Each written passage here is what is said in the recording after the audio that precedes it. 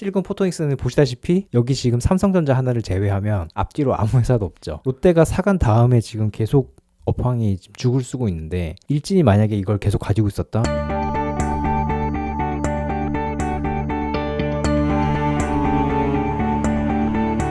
안녕하세요. 한 주간의 테크 이슈를 정리해드리는 안석현의 테크나들이 3월 첫째 주 시간 시작하겠습니다. 첫 소식은 실리콘 포토닉스 관련해서 준비를 했는데요. 그동안에 이거를 한번 우리 채널에서 다뤄야 되겠다 생각은 많이 했었는데, 생각보다 관련 기업이 별로 없어서 국내에 관련 기업이 별로 없어서 계속 미뤄왔거든요. 근데 이번에 언론에 기사가 하나 뜬 김에 한번 다뤄보겠습니다. 간단하게. 자, 3월 7일자 조선비즈에 나온 기사인데요. 삼성전자가 브로드컴과 광반도체 기술을 개발한다. 2년 내 실리콘 포토닉스 공정 상용화가 목표다. 이렇게 나와 있습니다. 이 내용은 조선비즈 홈페이지 들어가시거나 아니면 네이버에서 찾아보시면 쉽게 찾으실 수 있을 겁니다. 근데 실리콘 포토닉스 관련해서 기사를 좀 보셨던 분들은 아시겠지만, 이게 기사를 읽지 않아도 좀 직관적으로 느낌이 옵니다. 왜냐하면 이 아래쪽에 나와 있는 이 광고들은 1990년대 후반 혹은 2000년대 초반에 많이 나왔던 것들인데요. 메가패스 혹은 드루넷, 광통신으로 바뀐다는 내용이잖아요. 우리가 집에서 인터넷을 활용할 때 이전에는 구리선, 그러니까 전화선을 이용해서 통신을 하다가 광통신으로 바뀌면서는 엄청 속도가 빨라졌죠. 어떻게 보면 그 이전과 이유가 완전 확연하게 달라졌는데,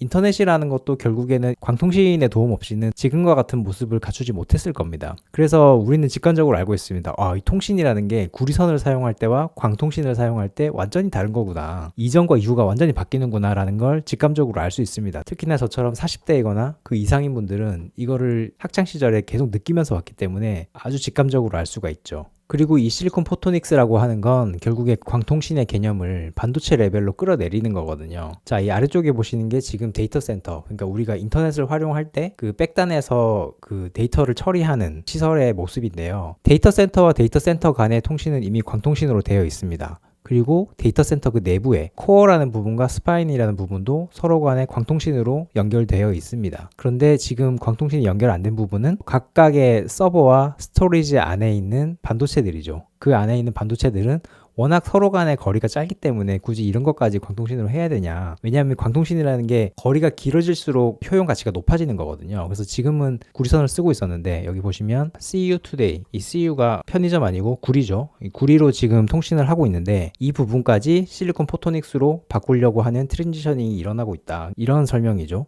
그리고 이 실리콘 포토닉스 기사를 읽다 보면 이 CPO라는 개념도 되게 자주 나옵니다. 결국 실리콘 포토닉스랑 같은 말인데요. 이거는 풀어서 쓰면 코어 패키지드 옵틱스, 그러니까 광학 부품이 하나의 패키지로 돼 있다는 거거든요. 무엇이랑? 반도체랑. 여기서 얘기하는 반도체는 ASIC, 특히나 AI 반도체입니다. 지금 이 AI 반도체에 광통신을 물리더라도 레이저 모듈하고 옵틱스, 그러니까 전자신호와 광신호를 변환해주는 부품들이 있거든요. 이것들은 반도체 외부에 이렇게 플러그업을 하게, 그러니까 체결할 수 있도록, 오른쪽 위에 보시면 이 부품들 있죠. 이렇게 끼웠다 뺄 수 있도록 이런 식으로 구성이 되어 있거든요. 근데 이거를 이제 하나의 패키지로, 반도체와 동일한 패키지 안에 담을 수 있게 옵틱스가 지금 하나의 패키지 안에 들어가 있는 거잖아요. 이런 식으로 한다. 이렇게 하면 뭐가 좋으냐? 자, 여기서부터 반도체와 바깥에 있는 체결부까지의 거리가 한 200mm 정도 되는데 20cm 정도 된다는 거죠. 옵틱스를 이 안에 같이 패키지함으로써 이 거리까지 다 광으로 채워버린다는 거잖아요. 구리소론으로 돼 있었는데 이거를 이제 빛으로 바꾼다. 그러면 요만큼의 거리에서 상당히 높은 속도를 구현하고 신호 손실도 적고 이렇게 바뀐다는 겁니다. 여기 보면 이제 파워 리덕션이 10배가 좋아지고 밴드위스가 높아지고, 그러니까 대역폭이 높아지고, 이런 설명이 있죠. 굉장히 이상적인 기술인데 제가 이걸 지금까지 왜 안 다뤘었느냐, 이것 때문입니다. 여기 보시면 이게 실리콘 포토닉스 SCM, 그러니까 밸류 체인이거든요. 여기서 우리나라 회사를 하나 찾아보시면, 이게 스마트폰으로 보시면 글자가 너무 작아서 안 보이실 텐데, 글자가 작아서 안 보이는 것도 있지만 실제로 거의 없기 때문에 안 보이실 수도 있어요. 자, 여기 딱 하나 있습니다. 여기 있네요. 삼성.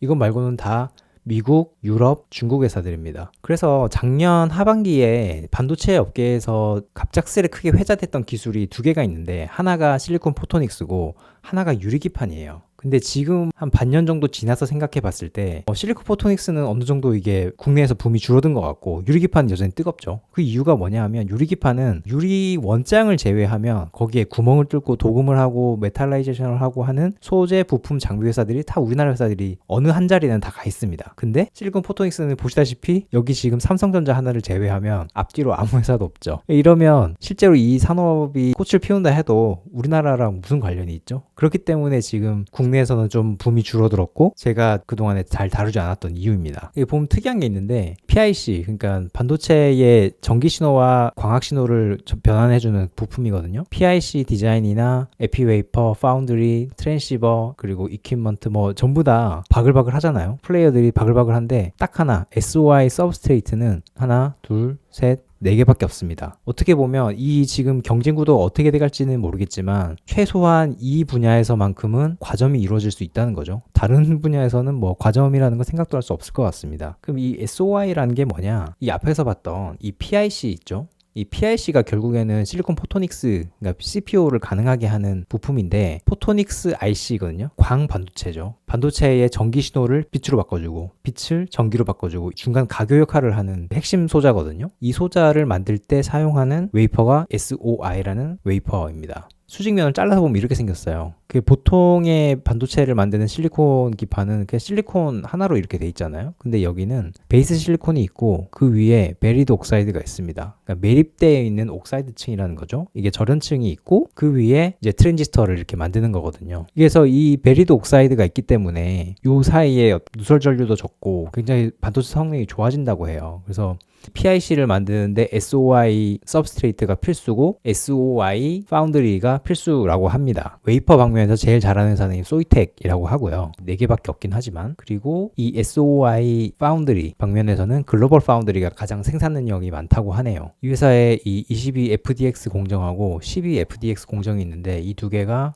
하나가 22나노, 하나는 12나노 FDSOI 공정 서비스라고 하고요. 다행히 삼성전자도 28나노, 이게 좀 오래된 기사긴 한데 2019년에 28나노 공정 기반 eMRAM 출하한다고 기사가 나온 바가 있습니다. 삼성전자도 이 분야에서 아주 기술력이 나쁜 것 같진 않아요. 아까 앞에서 기사에 보면 삼성전자랑 브로드컴이랑 실리콘 포토닉스에서 협력을 한다 그랬죠. 아마도 브로드컴의 PIC 디자인을 삼성전자가 파운드리에서 이렇게 만들어주거나 뭐 그런 식의 협력이 이루어지지 않을까 그런 생각을 해봅니다. 자, 다음은 브로드컴 실적 Q&A로 이해해보기. 이 브로드컴이 2번 연속으로 나오는데 이건 어떤 기사에 나온 건 아니고 현지 시간으로 3월 6일이었죠. 브로드컴의 실적 발표가 있었습니다. 매출이 연간으로 25% 올랐고요. 특히나 AI 관련된 매출이 77%가 늘어서 어마어마합니다. 매출이 점증하는 동안에 AI 매출은 이렇게 올라갑니다. 제가 안테나 시간에 다루고 싶은 건 브로드컴의 실적은 아니고요. 실적이 나온 이후에 여러 메모들을 봤잖아요. 특히나 뭐 텔레그램이라는 걸 켜놓고 있으면 막 여기저기 증권사에서 막 날아오는데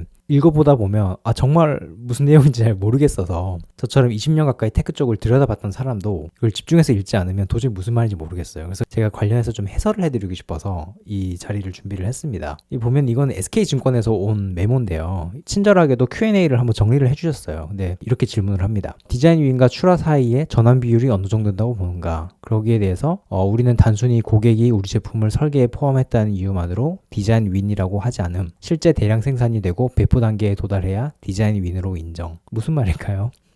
이거는 브로드컴의 사업 모델을 좀 아셔야 됩니다. 여기 왼쪽에 보시는 구글, 아마존, 오픈 AI, 메타, 알리바바 이런 회사들이 자기네들의 AI 반도체를 가지고 싶어 한다는 얘기는 다들 보셔서 아실 겁니다. 그런데 이 회사들은 원래 반도체 회사들이 아니죠. 검색 엔진 만드는 회사고 아마존 웹서비스 클라우드 서비스 회사입니다. 오픈 AI는 AI 서비스 하는 회사고 알리바바는 온라인 쇼핑몰도 있고 아마존 웹서비스처럼 클라우드 서비스도 제공을 하죠. 메타는 페이스북 운영사고요. 그렇기 때문에 이 회사들이 반도체를 가지고 싶긴 하지만 반도체 관련해서 별로 노하우가 있지 않아요. 반도체를 실제 출하를 하려면 이거를 설계도 해야 되고 그거를 파운드리에 맡길 때 엄청난 인력들이 들어가거든요. 근데 이 인력들을 우리가 반도체 전문 회사도 아닌데 그거를 유지를 할 수도 없잖아요. 그래서 자기네들이 그걸 직접 할 수 없기 때문에 TSMC에 딱 가서 우리 반도체 만들어주세요 하면 야 가서 어디 가서 설계도부터 만들어와 이런 식으로 한단 말이죠. 그때 필요한 회사가 브로드컴입니다. 이 브로드컴은 반도체 설계를 하기 위한 플랫폼을 가지고 있어요. 그러니까 어느 정도 여러 회사들이 쓸 법한 반도체 디자인을 이미 가지고 있단 말이죠. 자기네들 플랫폼에다가 아마존 웹서비스나 알리바바나 구글이 원하는 피처들을 좀 더 더하거나 빼서 하나의 설계도를 만들어줍니다. 그리고 TSMC에 같이 가져가서 야 내가 설계를 했는데 얘를 위해서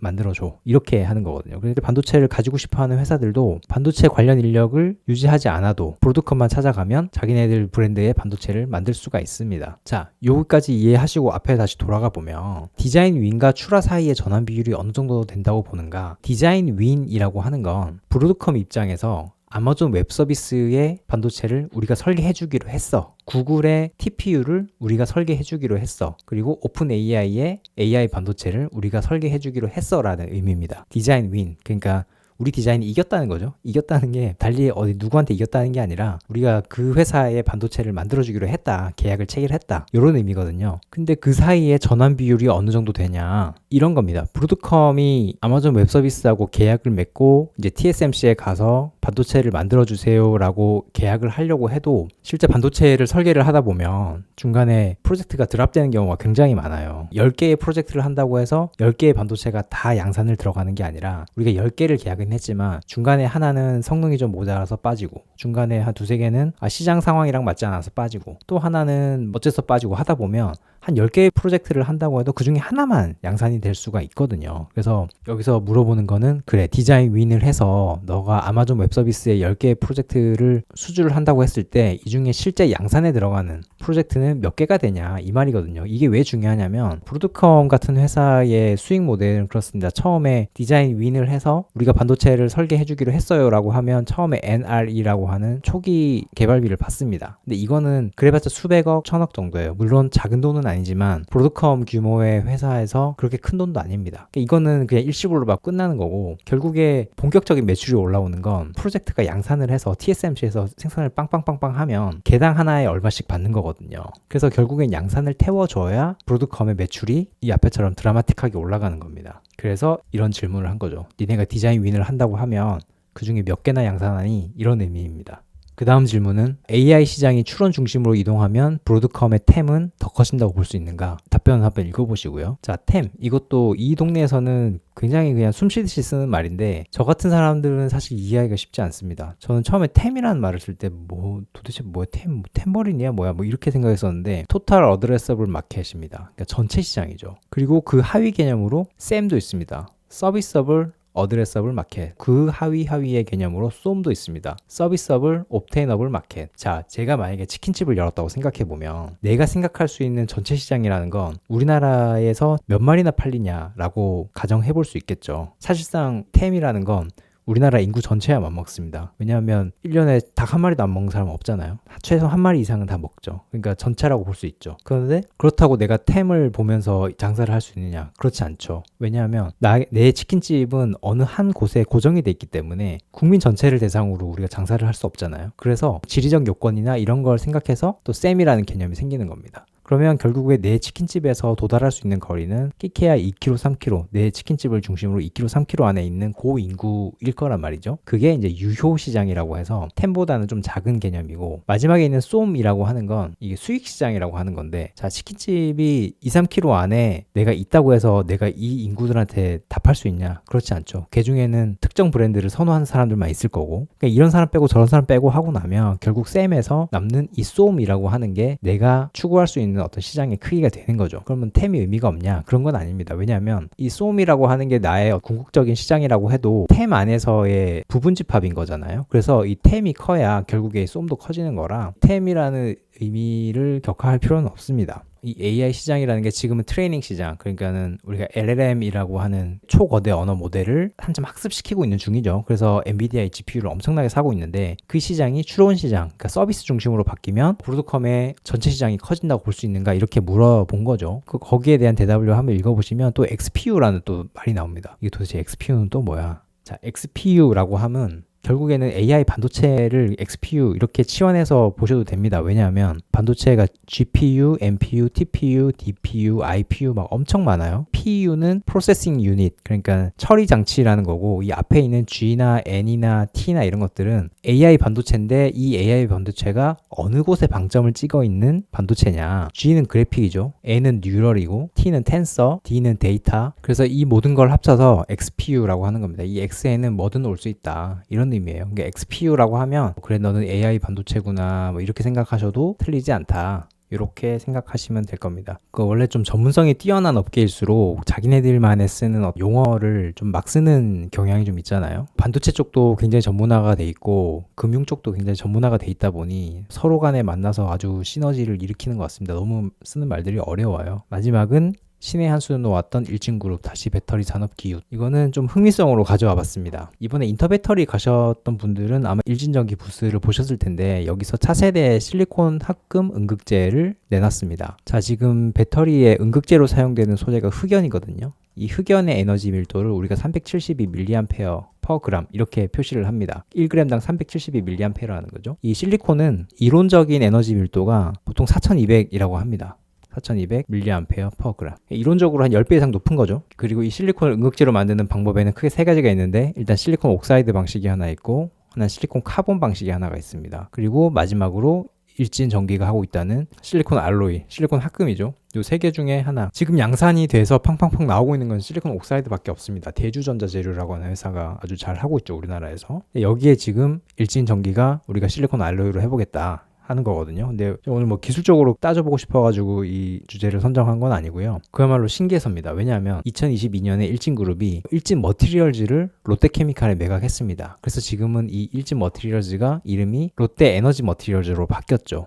이 회사는 동박을 만드는 회사입니다. 그러니까 배터리에 음극을 만들 때 일단 동박을 하나 넓게 펴고요. 이 위에 흑연을 이렇게 코팅을 해가지고 음극을 만들거든요. 그런 다음에 양극은 알루미늄으로 만들고 앞에 MCN이나 MCA 양극재를 바른 다음에 여기에 분리막을 놓고 하나를 합치면 이게 배터리가 되는 건데, 일진 머티리얼즈는 거기에 들어가는 음극에 들어가는 음극박, 이게 구리로 만들거든요. 이 음극박을 만들던 3대 회사 중에 하나였습니다. 우리나라에서.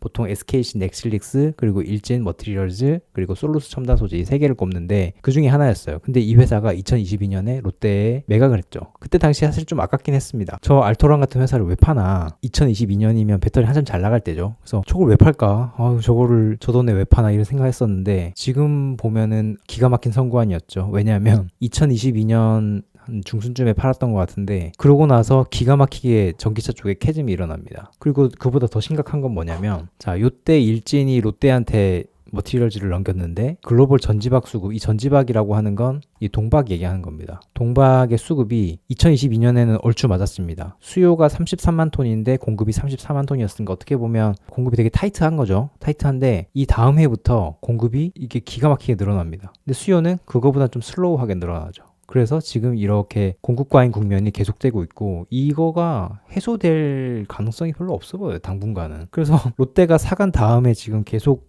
업황이 죽을 쓰고 있는데, 일진이 만약에 이걸 계속 가지고 있었다? 그럼 지금 상황에 이 공급 과잉 국면을 본인들이 다 감당을 해야 되겠죠. 이 여간의 사정을 다 알고 매각을 했는지는 잘 모르겠지만 어쨌든 간에 굉장히 기가 막힌 타이밍에 회사를 매각을 했다, 이런 생각이 들어서 이런 회사가 그럼 다시 음극재, 실리콘 음극재 시장에 들어오는 거 보면 뭔가 초기 발동을 했나? 이런 생각이 들기는 합니다. 좀 이런 백그라운드는 있습니다. 일진그룹이라고 우리가 하면, 우리가 그 마포역에 있는 일진그룹 있죠? 그 회사의 전체라고 생각하시는데 사실 지금은 계열 분리가 돼서 이렇게 나눠져 있습니다. 허진규 창업자의 첫째고 이제 둘째 아들인데, 매각됐던 일진 머티리얼즈는 둘째 아들이 가지고 있었고, 이번에 실리콘 음극재를 만든다고 하는 일진 전기는 첫째 아들의 계열사입니다. 그래서 이건 이제 롯데에 매각이 됐고, 그래서 엄밀히 따지면 일진 머티리얼즈를 판 쪽과 이번에 음극재 사업을 시작하는 쪽은 좀 다른 회사다, 엄연히 분리가 돼 있거든요. 근데 다른 회사긴 하지만 어쨌든 같은 형제이기도 하고, 일진 머티리얼즈를 매각할 때는 아직 허진규 회장님의 어떤 영향력도 있었을 테니까 어떤 전략을 가지고 움직이는지 전 좀 궁금은 합니다.